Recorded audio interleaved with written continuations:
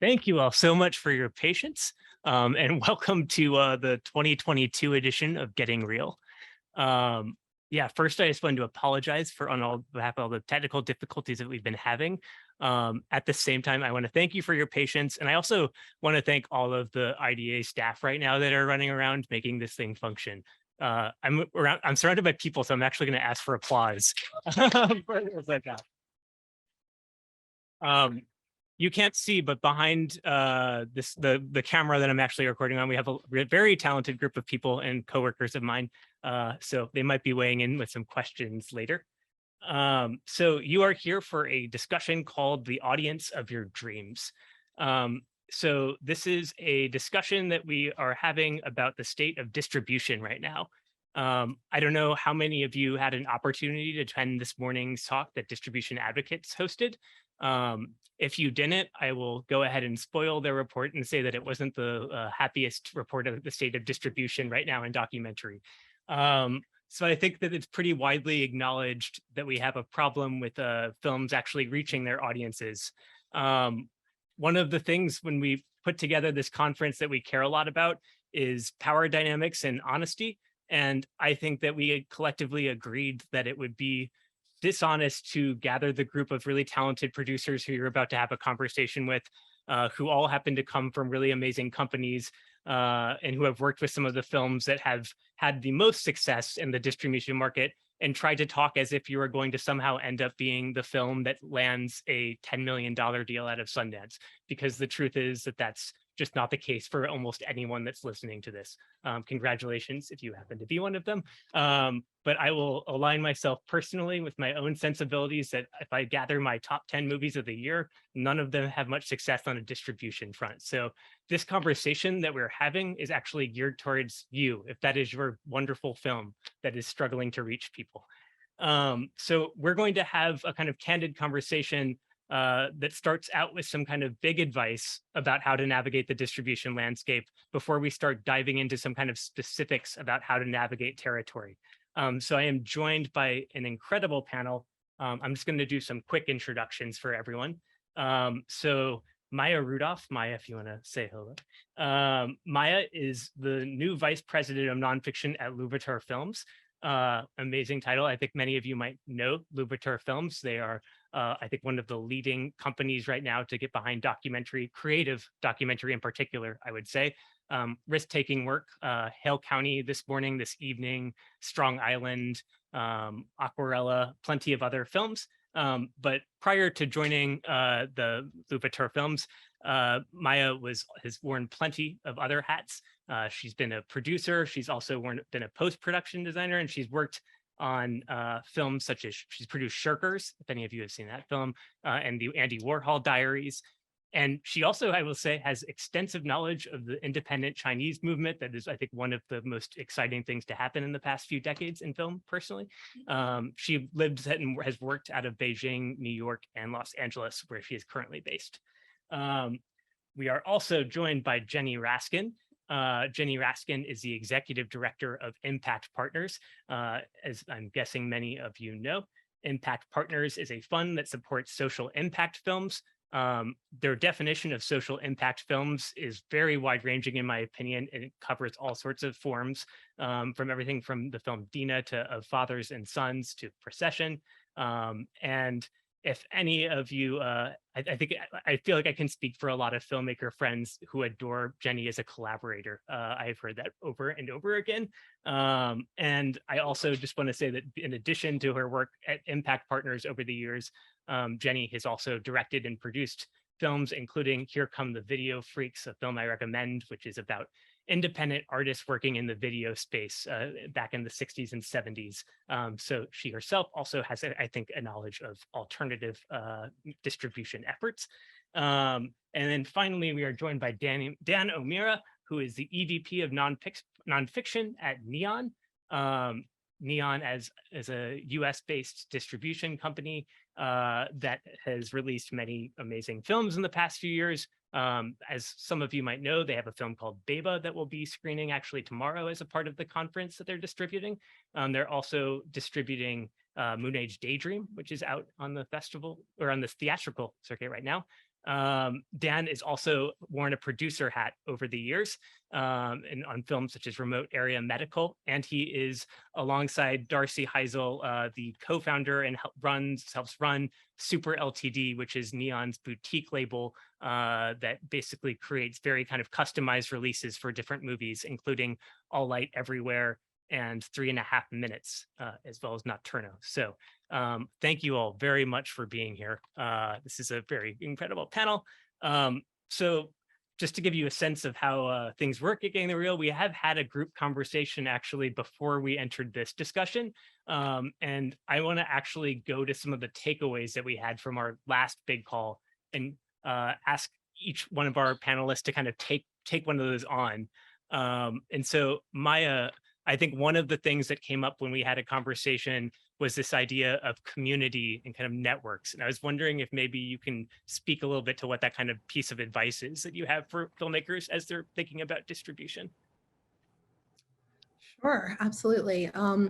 Well, first of all, thank you so much for having me. It's wonderful to be here with all of you, and my heart goes out to anyone working at the IDA today who is realizing the challenges of hosting a documentary conference during Mercury retrograde. So thank you so much for having me. Yeah, I mean, I guess to back up a little bit, when we had our initial conversation, I realized, I am a new addition to the team at Louverture Films, and I'd be happy to talk about that work and that company a little later. But my background is primarily as a post-producer and an independent nonfiction producer. And so I think when I have approached distribution in the past, it has been very much from that mantle. And I think that's where I'm most comfortable speaking.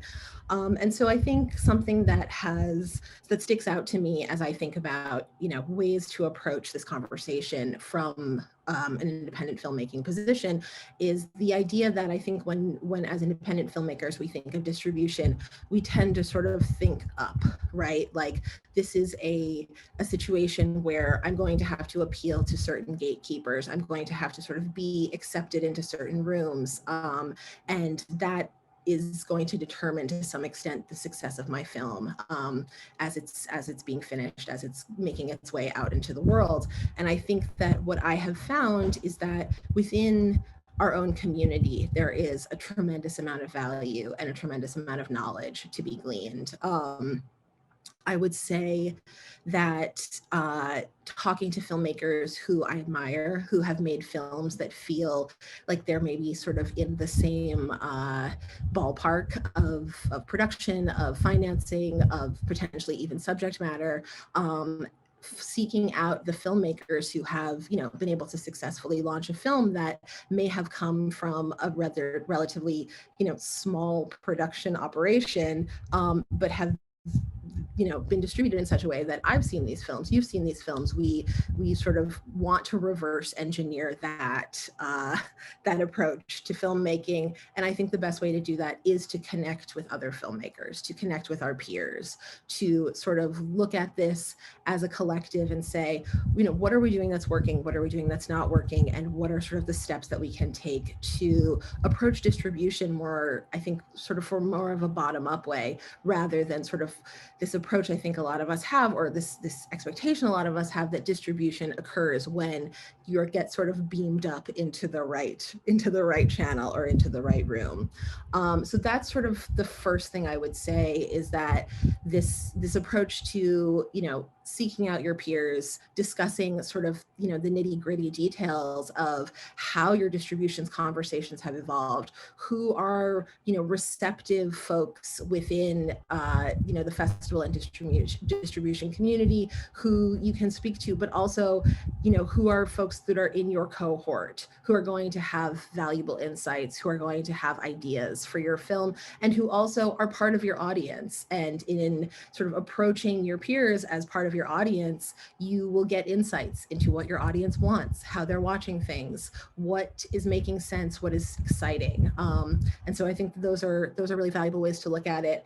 And then I also think there are a lot of distribution myths that we have sort of to contend with collectively Oftentimes you'll see an independent film on a major streaming platform like Apple or Amazon, and there's an assumption there that, this was a direct sale, like, wow, it's exciting that this person got their film onto this platform. But often there are so many steps, there are so many cooks, there are so many other deals that have taken place that sort of get you to that moment of pressing play on the film of someone you might have met at a lab program or at a festival many years earlier. So I think also speaking with your peers, speaking with other filmmakers, does a lot to demystify that process. And in some cases, there are these big sales that are happening, and in some cases, it's a much more complicated story.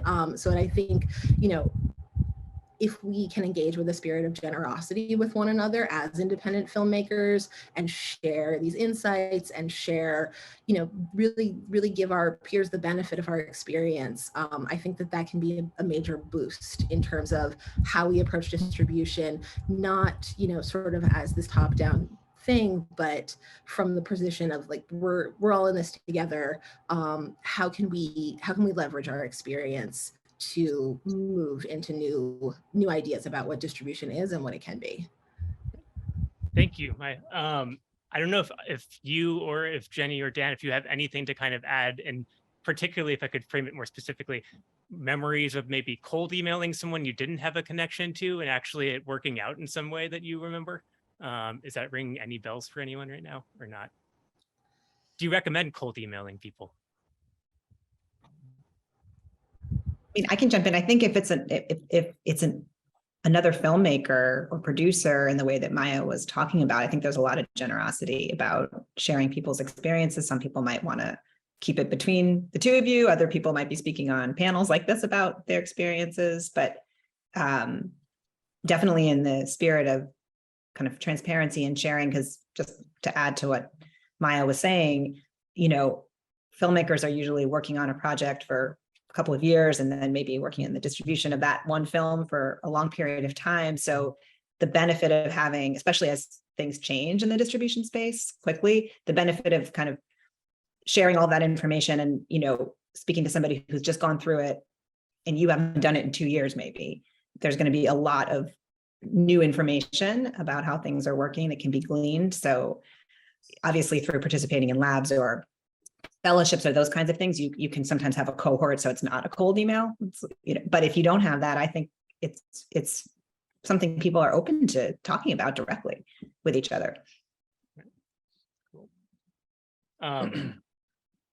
Yeah, Jenny, I think the second topic that kind of came up as one of our big broad points was this idea of kind of motivation. That is like why you made a movie in the first place and how that can be a really useful thing to think about in distribution. I don't know if you mind kind of jumping off from that a little bit. Yeah, sure. Yeah, I think we were talking about, the scenario that you laid out, that you may go into a festival or a sales situation and be hoping for a particular direction of an all rights deal or something, or thinking that would be the kind of ideal outcome. And either that doesn't happen or it's not happening quickly. And wondering if that is kind of actually an opportunity to look back at when you started working on this film, what your goals were and how those could be accomplished, because that route doesn't actually accomplish all goals necessarily anyway. I think that there are different reasons that people make films. And sometimes it's just the story that is just compelling to you and you want to do it. Sometimes it's a first feature and you really want to have had that experience and have that calling card moving forward. Sometimes it's about the impact that a film can have and a collaboration with a particular community, and you have really specific goals about what the film could do. And, some combination of those and other factors, I think, are good to look at when you're thinking about, if you're not going to go forward with a straightforward deal where everything's kind of taken off of you, really, the control too, to some degree, what are the kind of set of arrangements you could look at for distribution that could preserve some of those initial goals? So if it is about, for some people, it is a theatrical release still these days, but if it's about impact, then, how can whatever distribution you're going to have commercially coincide and work well with plans that you may have on the impact side of things. So the impact campaign, or the educational market for a film, it may be way more relevant, for particular films than for other films. So I think it's not only just actually a helpful guidepost to look at that, but also just kind of a way to get back in touch with the positive reasons that you wanted to do the film, and not feeling like you're in a position where other people are making the decisions about what your film is going to do and be, and get back into the space of kind of creativity and motivation that you were in when you started. And everybody finds themselves like kind of needing that to return to those touch tones, I think, at some point along the way during the production process. But it's equally true, I think, during the distribution process, which can go on for quite a while when people are really busy and starting to do other things. And yeah, that was kind of the spirit in which, our conversation went around that. And it's not to be Pollyanna-ish to say, like, if you just go back to that, then you can figure it out so easily. But there are some advantages to separating rights sometimes for certain films, controlling, how long the film is tied up with certain distributors. That, the financial piece is one piece of it, but outside of that, there are other factors that come into play in certain situations that, you can acknowledge you might have more success with if you didn't go that big all rights deal. And it's okay to look at that really closely. Right. Thank you.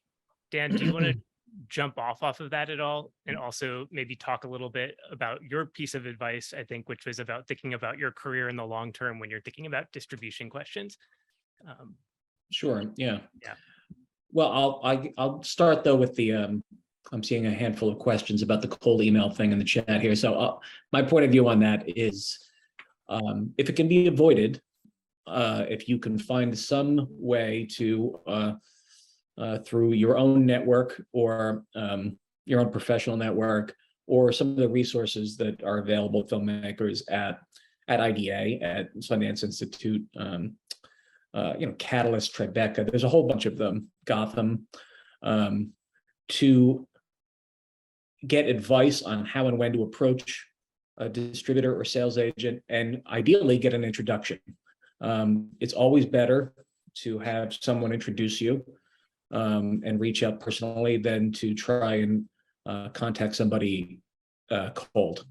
That would be your last resort if you really just couldn't get anybody's attention, or you couldn't find a way in to contact somebody cold. And then I guess, on my piece of this that we talked about, my advice was that, as I've been on, different ends of this, I was a producer for a long time, making films, trying to get distribution. And I then was a sales agent representing other producers on their films that were looking for distribution. And now I'm a distributor. And, my experience is that there's a great many things that are out of your control in the process of trying to take your film to market, and that there will be long stretches of waiting, and it's easy to get stuck sort of in the waiting. And so as much as possible, I found, I guess the hard way throughout my career, that the way to avoid burnout in a career with, high highs and low lows is to try, and this is easier said than done, to not attach yourself or judge your own progress based on any one outcome. Like, did I get into Sundance? Did the right distributor pick up my film? Because I've been in that room both as a producer and then as a buyer at Sundance, where there were multiple bidders pursuing a movie, and it's a heady experience. And when it's happening to you, it feels like you've arrived and this is it. This is the finish line. But that week, when that week is up, you go back to work trying to get your next movie made, and you find that it's only slightly easier, but not as much as much as you would think, and that it could be a letdown, especially for a director or a producer who thought that it was all sort of building towards this goal. And the people who deal with that the best, I've found, are the ones who already have another project going, either something that they were producing themselves and were able to get financed, or are working on someone else's film. There will be every year an opportunity to submit whatever film you're working on to Sundance and Cannes and Toronto and all these festivals, and every year the decisions about what gets in or doesn't get in feel more and more arbitrary, and it's easy to take all of that personally, especially when you don't get in repeatedly. But just at the point at which you think, well, this one won't get in, that'll be the one that gets in, right? And then the one that you don't think is going to catch on winds up being the one that catches on. And so once you realize that, then it becomes less about, I need to score a big deal, and more about, I need to try and figure out a way to make this a sustainable career for myself. Because ultimately what we want to do is make films. And so once you've made the film, you have to do all the things that are responsible as a producer to do, which is you have a fiduciary role for your investors. You have to make sure that you've taken all the steps, like, have you submitted to all the festivals and markets? Have you tried to get a sales agent? If you've done all of those things, and then there's a point at which you can't just impose your will on the situation and make it happen. You make these films, you try and make them at the right budget, and you try and make them marketable. But what happens sometimes is you find yourself finished with your film and taking it to market at a moment when maybe there's another film like it out there that you didn't know about, or maybe there's been a bunch of those kinds of movies and distributors aren't interested in them. Stuff that is completely out of your control could impact your ability to sell the movie. And while you have to stay with it, it also helps to be working on multiple things at once. And, you know, there's an age at which you can spread yourself thin, and you should, because it takes a long time to get these things financed and ultimately distributed. And getting stuck on any one will start to make you feel like, it's a zero sum, and it's not. So that was my advice. Thank you. Does Jenny or Maya, I don't know if you have anything you want to build on that before we jump into the next round of this discussion. No. So we're going to go into what I've been referring to as a lightning round sort of questions. These are kind of in the spirit of demystifying how distribution works. And in particular, I just want to remind everyone that we're specifically wanting to talk about films that maybe are not going to be getting a big sale and not premiering at Sundance, but are still movies that we all love. So keeping that in mind, I'm wanting to talk a little bit about sales agents. My first question here is, like, who are sales agents for? And to pick up on that, if your film is not going to make a lot of money, is there a role for a sales agent in your life potentially? Anyone can take that, by the way. I'm not going to make anyone call. Well, I guess I would start by saying that there is a moment as a filmmaker around the time, presumably, that you're locking up your cut and looking forward to the future of your film, that you notice this sort of transition in the way that you're approaching the project, where what was, sort of primarily a creative project into which you were funneling lots of creative and development energy, then sort of transitions into being talked about more like a product. And I think that can be a big transition, and I think it can be somewhat jarring for filmmakers, especially if it's not how you've been thinking about your film. It's not how you've been sort of conditioned to think about your film. And I think that one thing that sales agents do, I mean, ostensibly what a sales agent does is represent your film for sales to various distributors. But what I think they can also do is sort of create a bridge from the creative, production-oriented, post-production-oriented phase of filmmaking to the phase of filmmaking where you are selling your film as a product in a marketplace. And I think that there are some tremendous sales agents in our industry who do this very artfully and with a great appreciation for the creative integrity of your project. But I think that that's sort of, in my experience, that's something that a sales agent does, is sort of help you usher the project into the next phase of things where you are going to start talking about it like a product rather than as sort of a living, breathing, creative entity. Right. Anyone want to add to that? I was just going to add an answer to your specific question about, I think basically about the money piece of it. I mean, the way, at least the majority of sales agents work is that they're taking their fee off of what they sell the film for. So yes, that they do need to see that there's the possibility of selling the film to make their living. But the scale of that and the expectation of that varies both among sales agents and among projects. And most sales agents have some variety in their slate about the projects that they might expect to, make a killing off of versus those that they're doing for their own reasons of passion too. So I actually I haven't been keeping track of the chat too much, but I just saw one question pop up that was about how and I think it kind of goes back to what Maya was saying at the beginning about those conversations with filmmakers and their experiences. Not that, any one experience is necessarily going to reflect what your experience will be, but if you're talking to filmmakers that have films and projects that are in a similar spirit, may have some of the same challenges in terms of the sales process, that's really useful as you're speaking to specific sales agents to talk to filmmakers. You can. Yeah. One thing that hasn't been brought up is that sales agents are also dealing with film festivals too. And I know we're going to be getting to the festival circuit in a minute, but is that like the idea of a sales agent helping you deal with the festival circuit? Is that another reason to work with a sales agent, or is that misguided?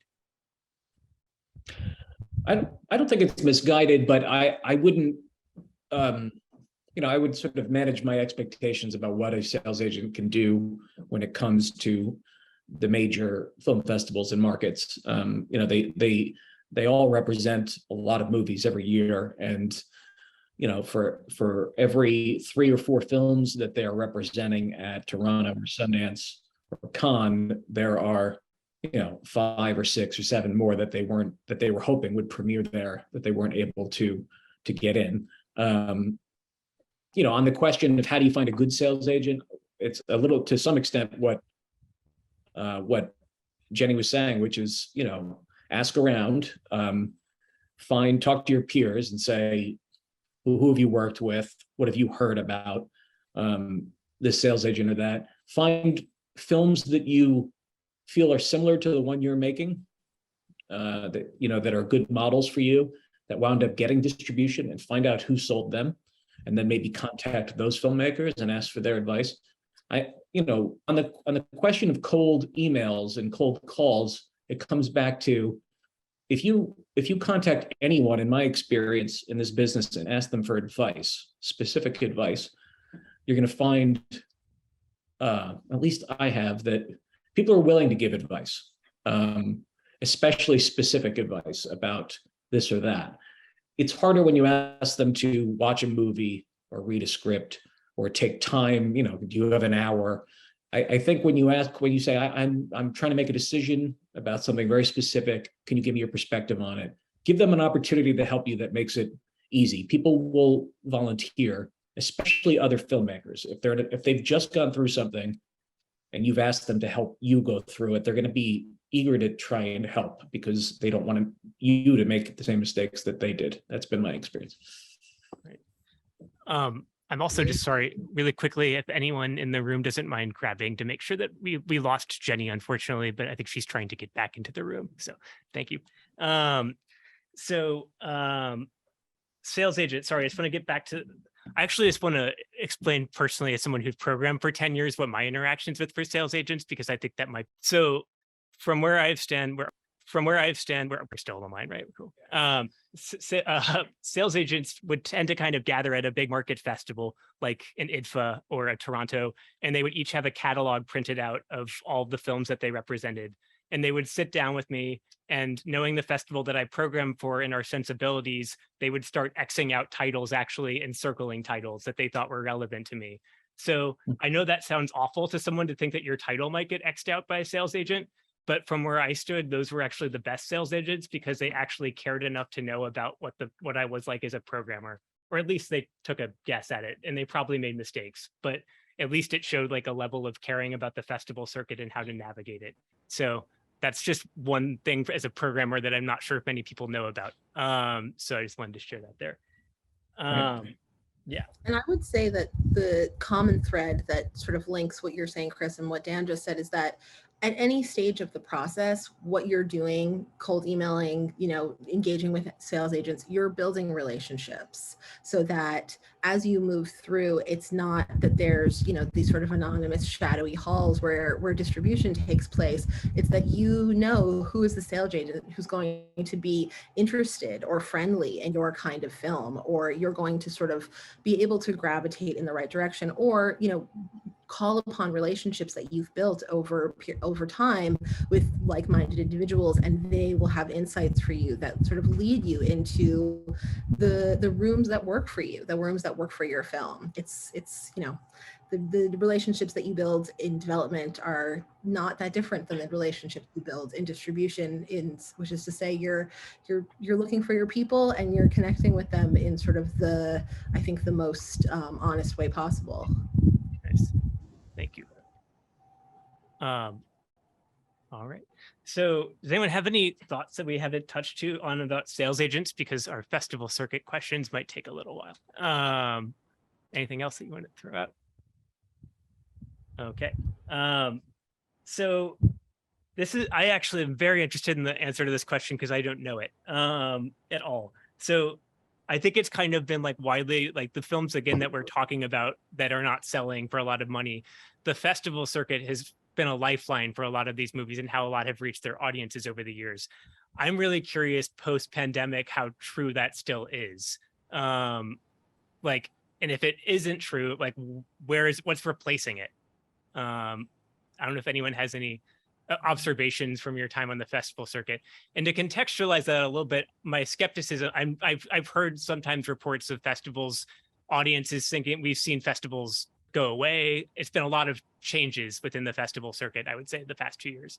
So does anyone have any kind of thoughts on where we're at in 2022 on that question? Yes. But before we get into that, I'll say that it looks like Jenny is trapped in the regular room and is asking for someone to move her into the panelist room. That's what I was going to say. Let's pause for a second and let Jenny get in. All right, great.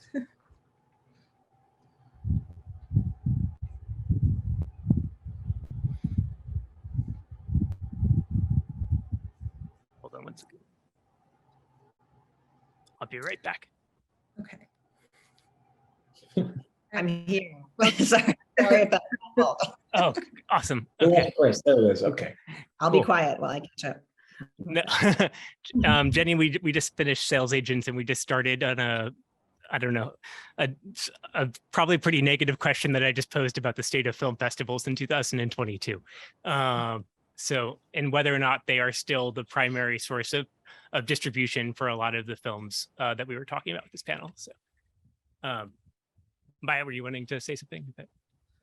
Sure. I mean, I can kind of kick it off. I mean, I think we are all in a similar state of anticipation to see how festivals feel in person in the coming years. I mean, I've been to very few in-person festivals since prior to the pandemic, and I'm sort of eagerly awaiting to see what feels different. I will say that I found there to be some advantages to this sort of legacy of these sort of Zoom-based festivals. I have to say, it was actually kind of nice to sit in my living room and be able to watch whatever I wanted at the Sundance slate for the past couple of years, and that I and many other audience members saw films sort of through this relatively democratized format of attending a film festival, and I saw films I would not have ordinarily seen and attended panels that might have been sold out otherwise. And so I think that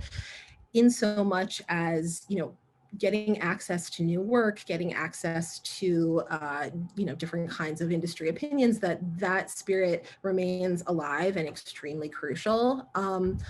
I don't have a ton of insight into what this landscape is sort of starting to look like in terms of sales coming out of festivals. I mean, we know from this very challenging report that we received this morning from Distribution Advocates that the landscape is somewhat grim.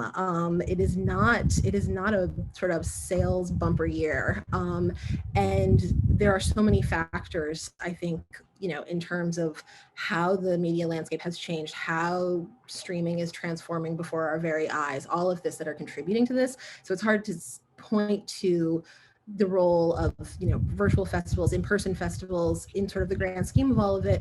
But I'd be very curious to hear someone else's thoughts on this matter as well. Dan and Jenny, have you all been on the road very much at regional Not like festivals? before, not like before, definitely. I mean, a little bit. And I do think Maya's right that it's, it'll be interesting to see what happens over the coming 6 months, year. But, I think even before the pandemic, things had shifted a bit in that regard.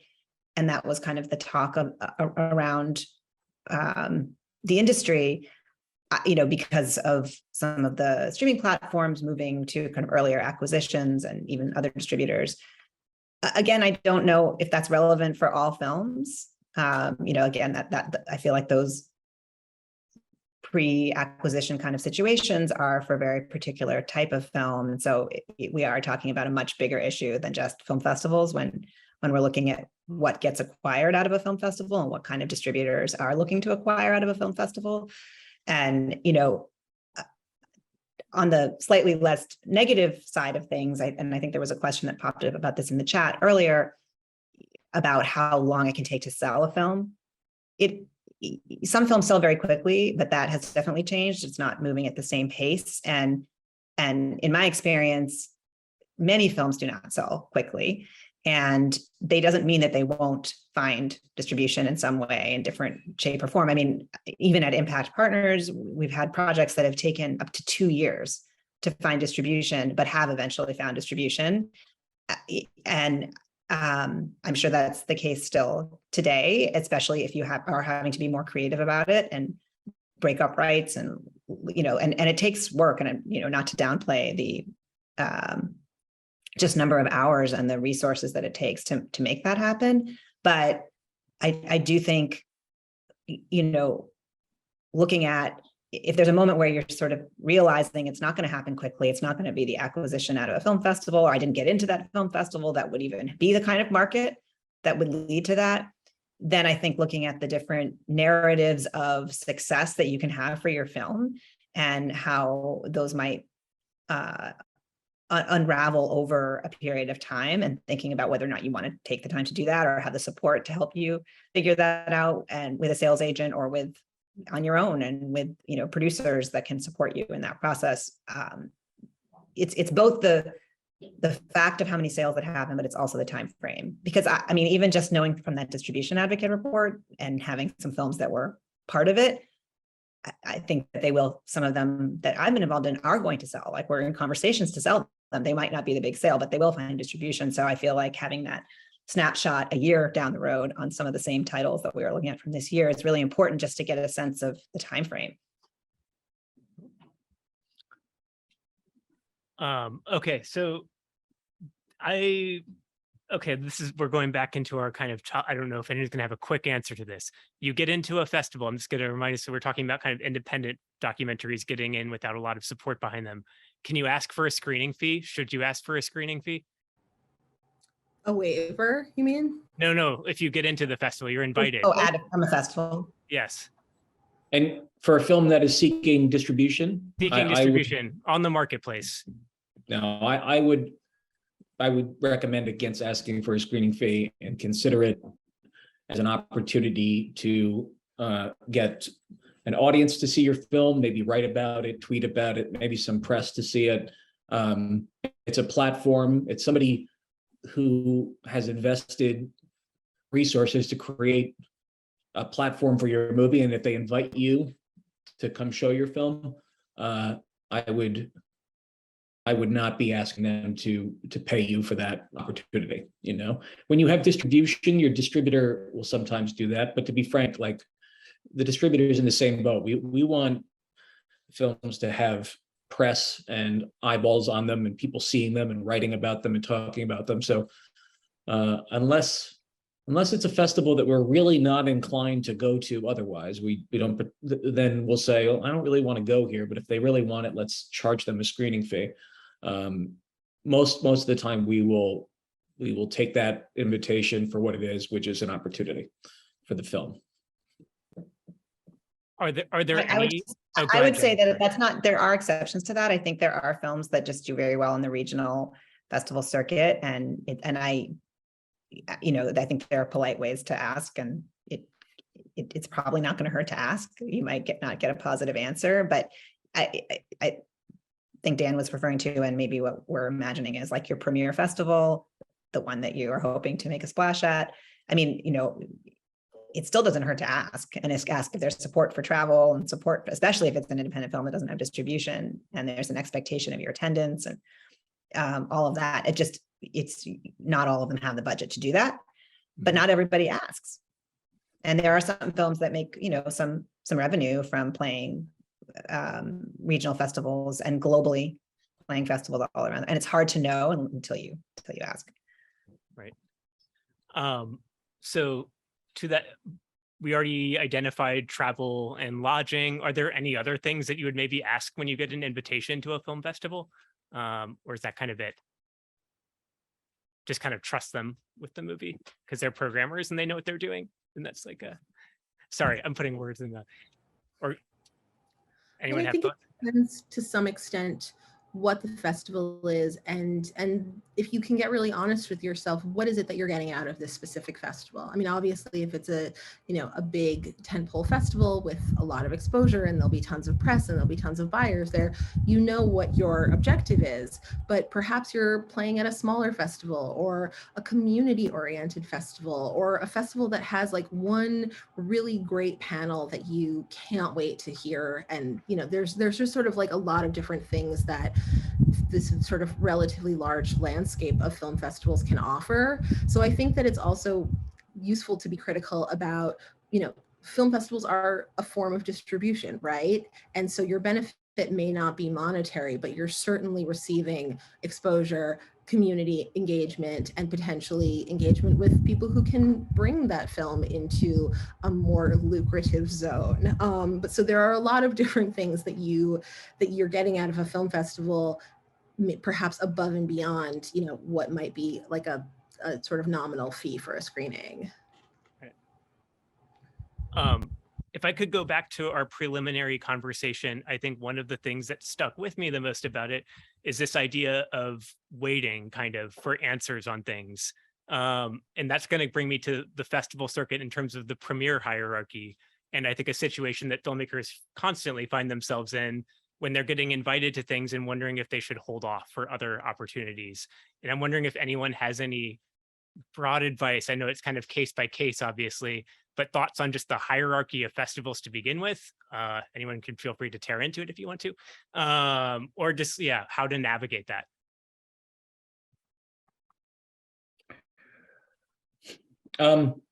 I would say just like anything else, it's if you talk to enough of your peers and ask them their opinion on this, you're likely to develop you find a consensus view somewhere in there about what the best films are if we're thinking strictly about sales, right? There's a few festivals, 3, maybe 4, where there's active buying going on from all rights distributors and streaming services and so forth. And those are Sundance and Toronto and Cannes and Berlin, right? Then the next sort of, there's some buying going on at Tribeca and South by Southwest and AFI. And I think one of the things is just a combination of talking to your peers and then also following what's selling, a big part of, what kind of film have I made? Are there similar films to it out in the marketplace? Are they selling? Who did they sell to? When did they, and who was repping them? At what festival did they premiere? That's all information that is going to be relevant to making a decision. If you're lucky, you'll have options. Most films don't. If you get into Sundance, it's almost invariably going to be the best thing to do to accept that invitation. Some filmmakers have choices between Sundance and Toronto, but that's not most. And as a buyer, speaking as a buyer, there are a couple of festivals a year where our behavior changes a little, in that we are, because of the competition. And we go to Sundance, and it's a very competitive situation. And if we want a movie, we can't afford to wait. We have to be aggressive about it. That's the same with all of our competitors. And so what happens is that there's just more sales activity going on, because everybody is unsure what's going to go. And so offers are being made on things. That happens at Toronto to some degree, and that happens at Cannes, and to some degree Berlin. But for most documentaries, it's not going to be that. It's going to be regional fests. It's going to be cool curated fests like True False and Full Frame, and opportunities to go to Tribeca and South by. And those choices are a little harder to make, because it's not like there's one obvious choice amongst all of those festivals. But it doesn't, you'll find that view, I think, when you talk to anybody, is that's somewhat of what the hierarchy ends up being. I think we're in a 15 minutes left, I think. So I am going to I can't see the live chat, unfortunately. If anyone wants to throw anything out that's going in there that's interesting, please let me know. But I'm also surrounded by a lot of people, so I might actually just ask if there's anyone in the room who's listening who has questions for this panel. Does anyone have anything that's going on?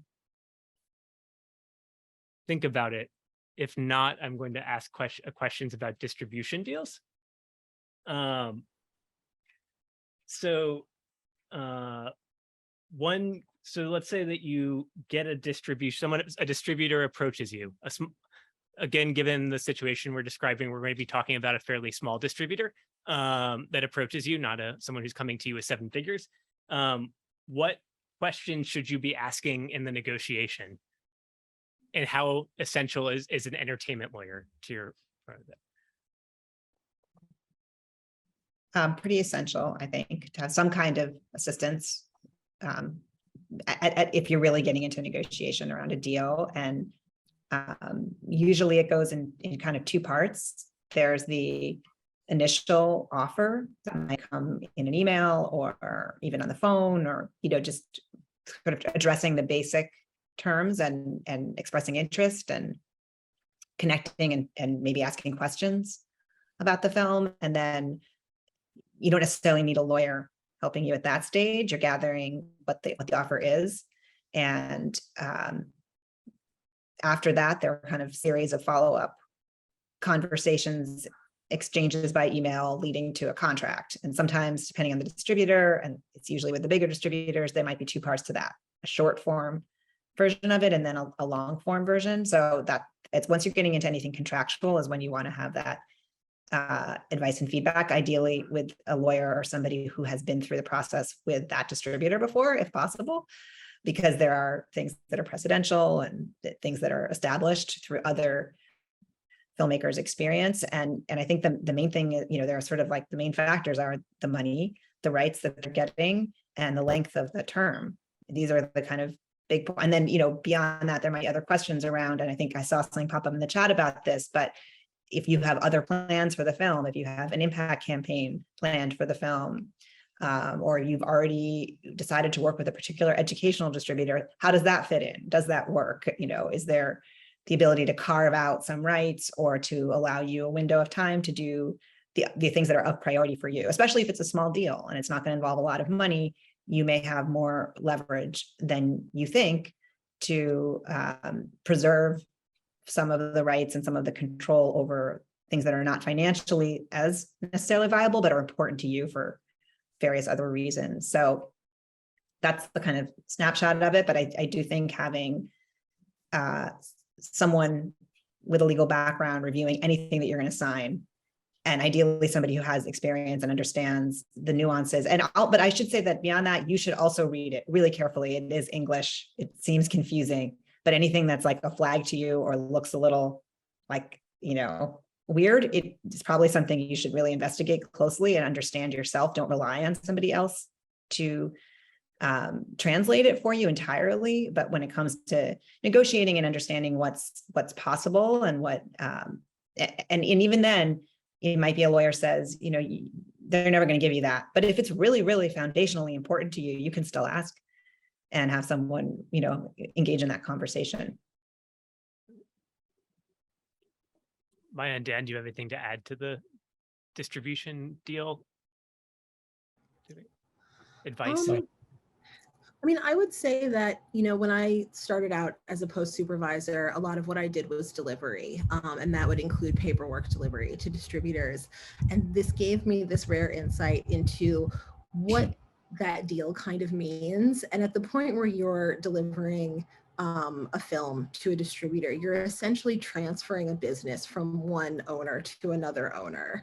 And so, as Jenny said, anytime you're doing something that involves that sort of level of, I would say, asset management, it is extremely beneficial to have legal eyes on your operation. I think there's a lot of really smart producers who can go really far with this kind of thing, but you want to protect, your assets. You're thinking about this as a business transaction, and that should, you wouldn't buy a house without having someone look at, the deed. And so I think the same logic applies. Yeah, and also to piggyback on that, having your attorney and your producing team review a distributor's delivery requirements before you've signed the deal is important, because there are all sorts of physical deliverable elements that you either have not created in making the film or have not budgeted for, don't have any money to pay for. And especially in situations where you're not being paid in advance or a license fee for the rights to your film, you could find yourself in a situation where you can't afford to deliver without the distributor assuming those costs. And so that's something that you have to negotiate at the point at which you're making the deal.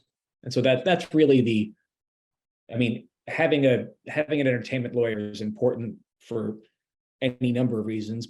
Mainly, you can't rely on them to take over the process and just tell you when it's okay to sign. You have to educate yourself enough on what they're doing for you and ask them questions.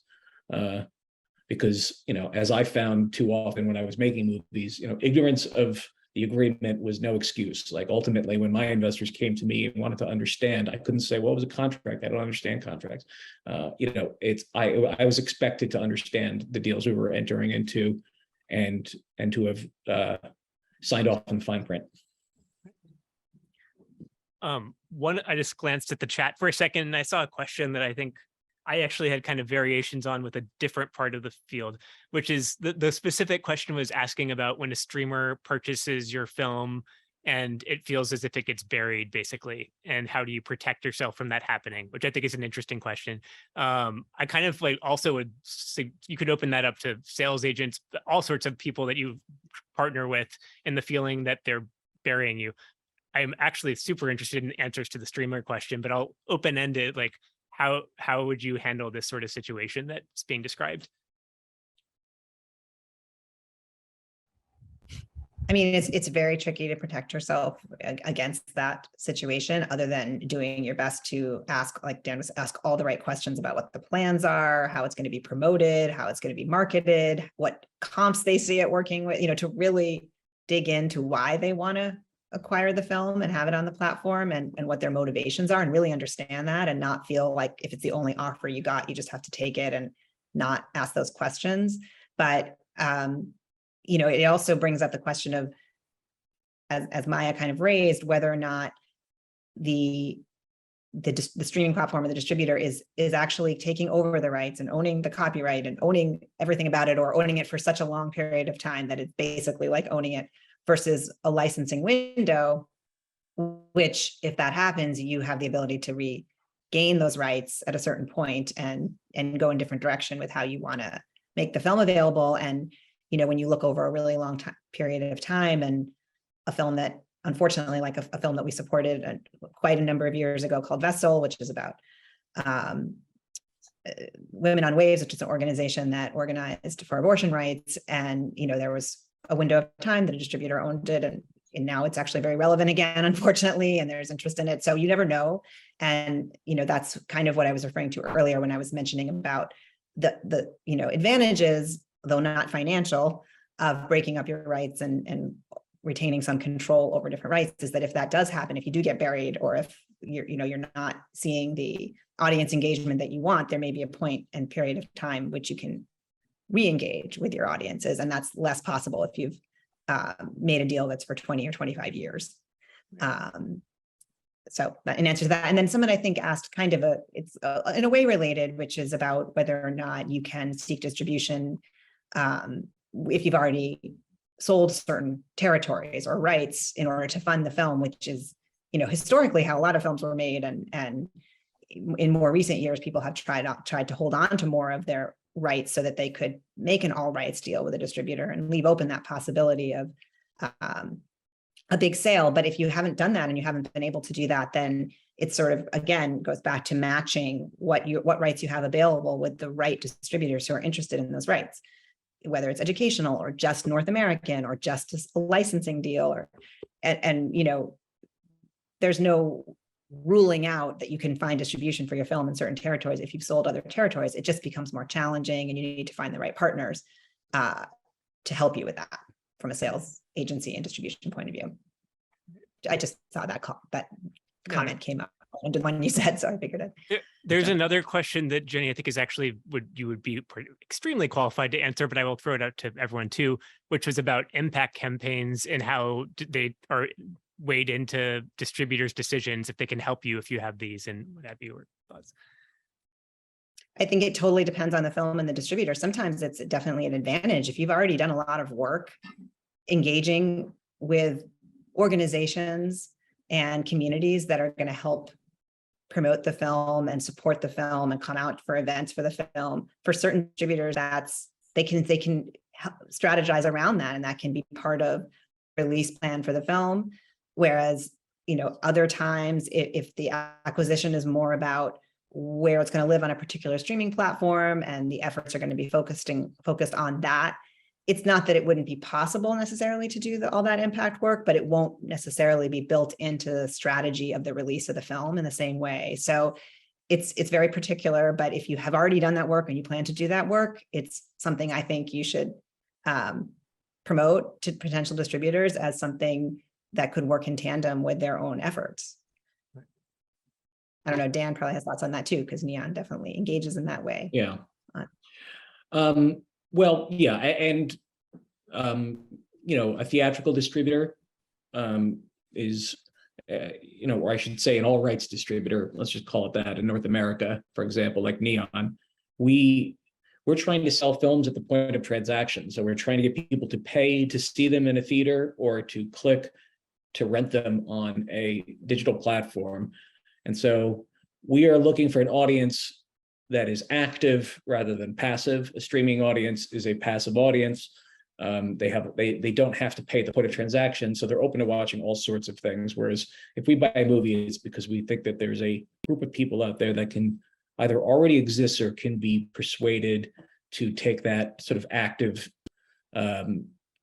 role in like going out and seeing the movie and then telling other people they should go out and pay to see the movie, which is a counterintuitive thing, especially for documentaries, because people now want to watch them at home because they can in so many different ways.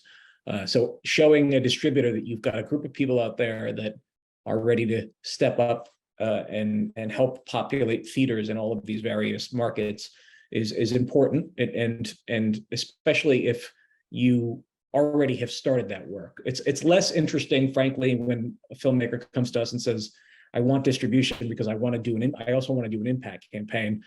Can you cover some of those costs? That work, if that work has already begun and there's momentum that exists that we can capitalize on, it's going to be more interesting. And then just quickly to answer the question, what rights are most valuable or are distributors most interested in? I would say right now for a documentary, the most important rights are your pay one, your SVOD rights, either your broadcast or your first window SVOD rights. And if you sell those rights, it's going to be very hard to find someone to release your film or at least pay you for the remaining rights. You might find someone to take on the distribution of those rights, but SVOD, sorry, help the interpreters. SVOD in this case would be like Netflix, Hulu, HBO, maybe Amazon Prime, all of the Streaming services. Yeah, there you go. Streaming services, that's what it is. Those are the most valuable rights.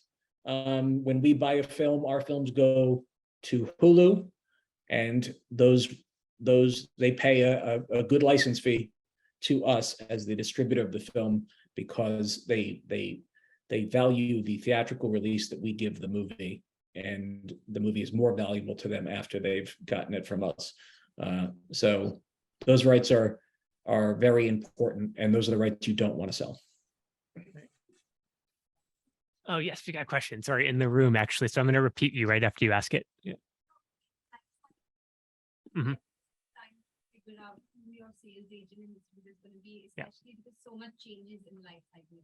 Right. So the question was about when in the life cycle of your film are you determining who your sales agent is and who your distributor is? Yeah. Anyone have any, because things are changing all the time, obviously, too. So, yeah. Well, I would back up even a little bit. I think I saw a question in the chat earlier that sort of asked, at what point in the life of your film do you start thinking about distribution? And I would say at the very beginning, you are your own first audience for your film.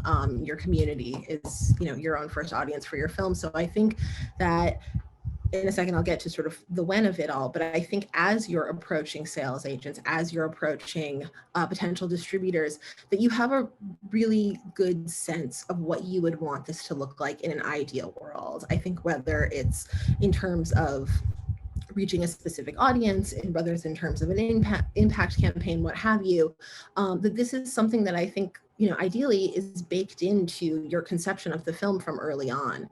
I think you're making this film because it's the kind of film that you would want to watch. And so your sort of dual identity as an audience member and filmmaker should inform that all the way through. And then ideally, once you get to the point where you're engaging with a sales agent or distributor, you're doing so with someone who is receptive to your vision, who you feel that you can share that vision with, and that will be beneficial as you sort of engage in that partnership going forward. And then as far as sort of the timing of it all, I think that most sales agents are interested in seeing films that are finished or extremely close to finished. Ideally, films that are headed to a festival have been getting buzz or acceptances, and that it seems like there's sort of a clear path for how the initial rollout and premiere of your film is going to be. But I also think that it's possible to sort of engage in those partnerships a little bit earlier or a little bit later, depending on your project and sort of how it is initially perceived by audiences. But I would say, like, you're getting close to picture lock, you're feeling good about your festival prospects, that's when you're going to start reaching out to this network of sales agents and seeing who is responding to your film in a way that feels promising. All right. Does anyone else have any questions in this room? I'm gonna actually throw out one final question because I think it's going to lead me to how I want to end, which is a question that I think was about posting your film online and if that could potentially help you. They're head shaking. I have an anecdote that I'm going to tell that's a counter, but I want to hear answers from you all about that, actually. Well, I was thinking about the counter too, but it's like the exception that proves the rule.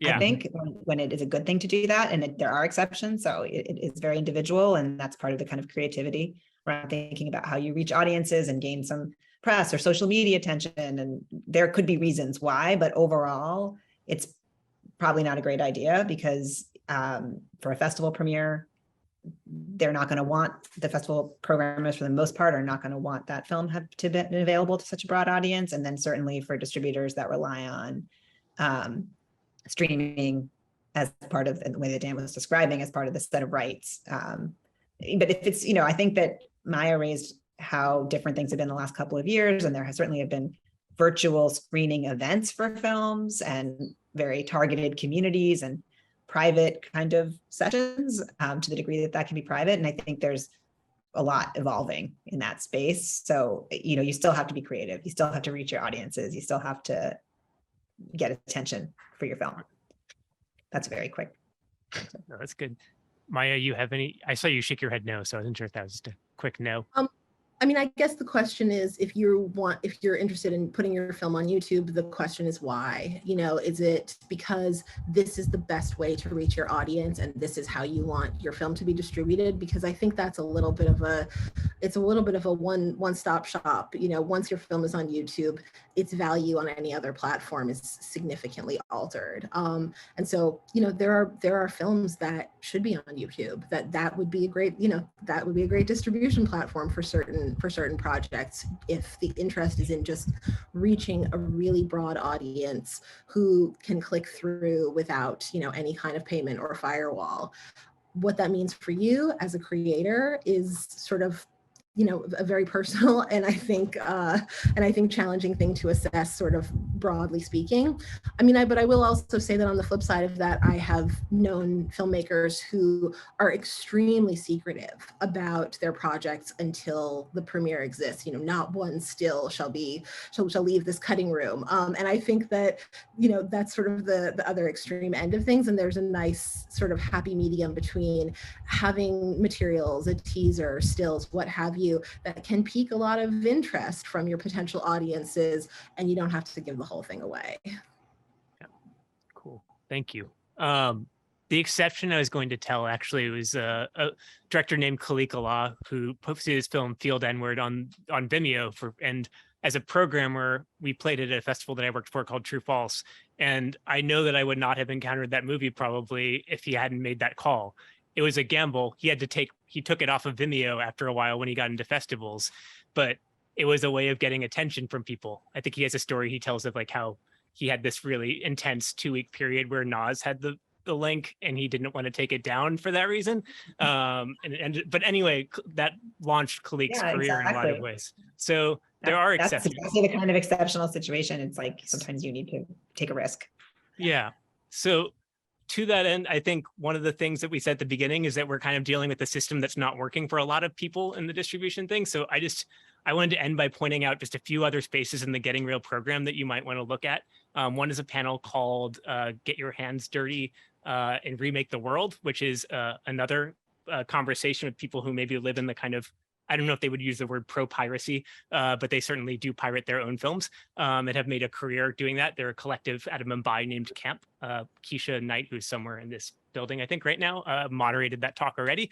And the other one is a really brilliant panel. Sorry, we just finished transcribing it the other day, called No Place Like Home, which is for filmmakers who have taken distribution initiatives into their own hands and have created community centers in their hometowns. So those are both going to be available soon. So that's that. Does either of you have anything to say at the end here, or words of hope or wisdom or anything? Or if I'm sorry that we've lost Dan, but hopefully you can sit there. Cool. If not, I'm here. I'm afraid I have to be going, but I'll just say that to that point about it's a system that is broken, it is. And yet when I started in the business, there were, and we talked about this on our call, there were 3 or 4, maybe at tops, distributors who would release documentaries, and they were not paying, they certainly weren't paying big advances or MGs for the right to do that. And there were 1 or 2 places for broadcast that you could sell your film, HBO, and then at some point the Sundance Channel. If the rest was public access, and there weren't streaming services and there weren't transactional VOD platforms, there weren't a lot of successes to point to of documentaries working theatrically, so they weren't taken seriously as films that distributors wanted to buy. In some ways, this is arguably the best time for documentaries in terms of how widely they're being seen and distributed. But just like anything, it's also challenging because there are so many films being made, because there are so many films being distributed. It can be harder to stand out in that case. All right. Well, thank you very much. Thank all three of you for finding time today. Thanks also to our interpreter and to our cart captioner who's here too. And thank you all for Great joining. job rolling with it, Chris. So, thank you all. Thank you to the team here too. Thanks, guys. Thank you all. Bye. Thank you. Take care.